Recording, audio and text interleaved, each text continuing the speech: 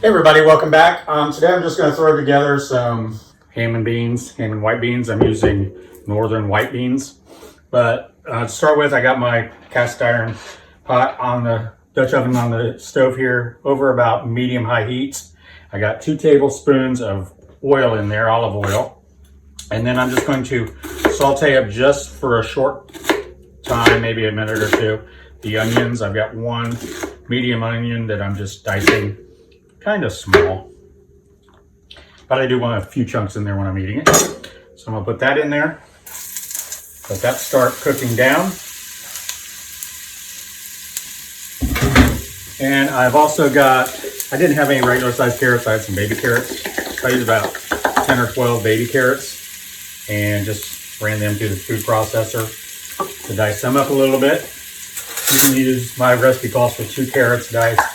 But since I didn't have those and I had baby carrots, I substituted. And this is just going to add a little bit of sweetness to it, the carrots. Get as much out as I can. Those sauteing a little bit. Now I've got 1 bag of white beans. I got great northern beans. I already rinsed them, sorted them, got them all ready. And I'm also going to use, I couldn't find smoked ham hocks, so I've got some smoked pork necks. I'm going to put those in with about a tablespoon of the Better Than Bouillon Ham base. That's just going to add more hammy flavor to it, since I don't have a ham bone to put in there. I'm going to put that in now. Get that all broke down. Beans were a big part of my growing up. We had pinto beans and cornbread, which is my #1 favorite meal, with some fried potatoes and fried pork chops. But Mom always made ham and bean soup. It's weird because I remember when she made the ham and beans, she always used that Jiffy cornbread, the yellow, and then we poured honey over top of it. I liked it then. I really don't now. I don't like my cornbread sweet. That's the only time she made it that way. Other than that, all her cornbread was real cornbread without any sugar in it. So I think it was just a little extra treat with the sweet cornbread and the honey that she liked to do. Okay, so those are cooked down just a little bit. I'm going to add in the smoked pork necks. Get them in, nestle them down in the bottom. And then I'm going to pour in my beans.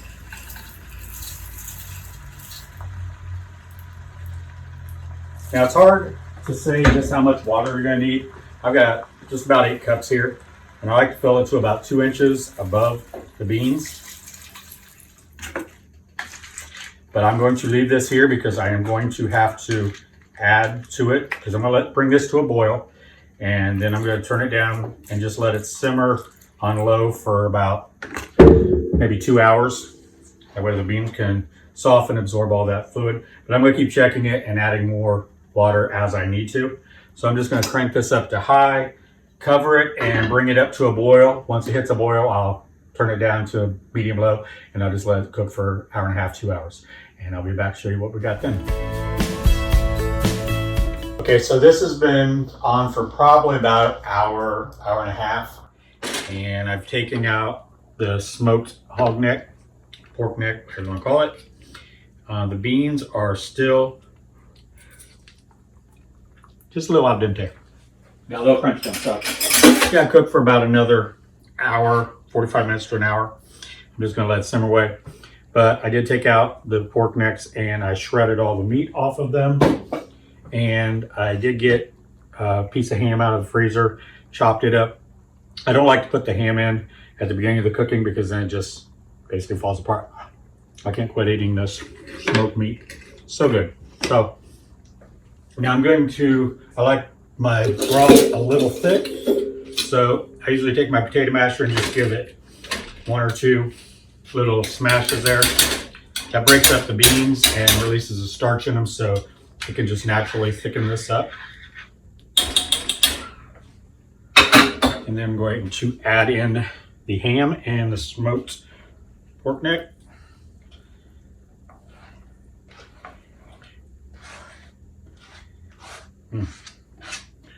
All kinds of good flavors there. I'm just gonna mix this all together.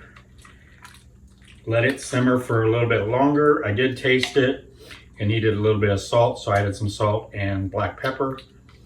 So we're just gonna let this simmer away, thicken up a little bit, soften up the beans the rest of the way, and then we'll be making some hot water cornbread to go with this. Show you how to do that when we come back.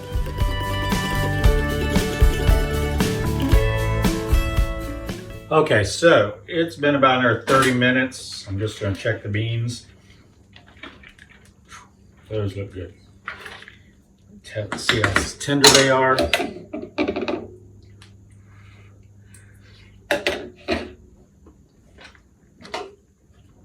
So I need about 15-20 minutes. So what I'm going to do in the meantime is I've got the oven turned on at 500 and I've got my cast iron skillet in there that I'm going to use. I've got about 1.5 cups of cornmeal in here. I'm going to make hot water cornbread. All it is hot water and cornmeal. And you get it straight from the tap. I did check the temperature of my tap water. High heat is about 132. So let me get some of that in here.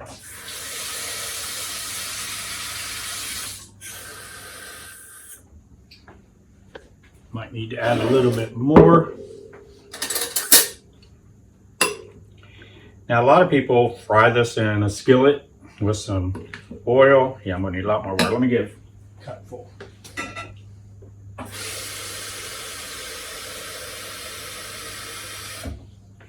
Like I said, you can put like an inch or two of oil in the bottom of a cast iron skillet, fry them that way. I like to just do it in my little divided cast iron skillet, little triangles. I'll show you here in a second.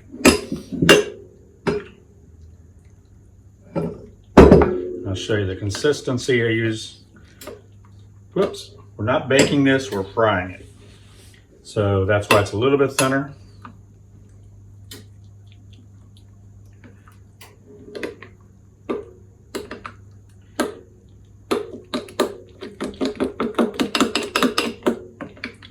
And then I'm going to, I've already got oil in the pan. Actually, I put Crisco in each one. You can use vegetable oil, any kind of oil you want. So it will actually start frying as soon as I put it in. So let me grab the skillet. I just put it into preheat while the oven was preheating. You can see the smoke coming off of there. Actually, let me grab a different spoon.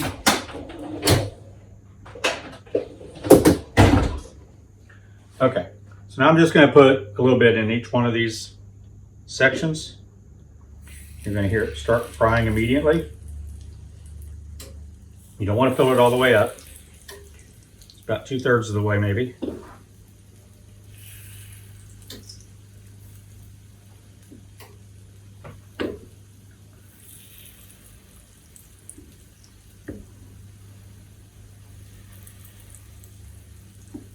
A lot of people did not have eggs, they didn't have butter, they didn't have buttermilk, all that to make cornbread.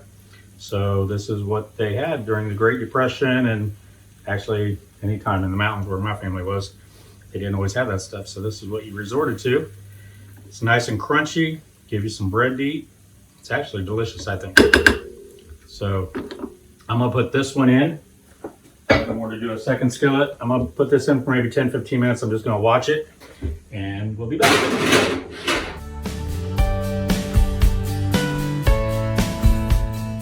Okay, so the cornbread is done. It's been about 12 minutes. Let me get that out. Whew, that's hot. All of them came out with one. Let me get my little, actually I just use a spoon. I don't know why that one's stuck. Here we go. Out of the way. So these are nice and crispy. It's like having the edge of the cornbread all the way around, a whole piece. So I'm going to put these here aside, get my beans out. Where's this?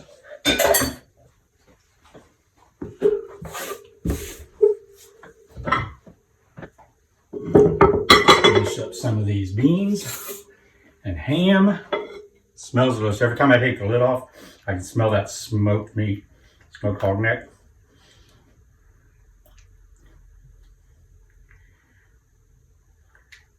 Now this is the thickness I like. You can add more water or chicken stock or something if you want it more soupy. But I like mine just like this. Give it a taste.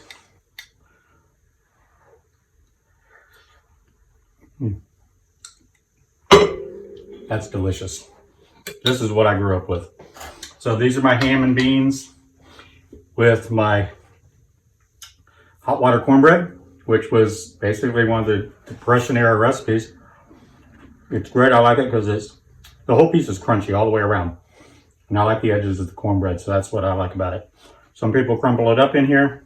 I eat it on the side with some butter. Give this a try. I think you guys are going to like it. You can leave out or change the ingredients a little bit if you like the seasonings.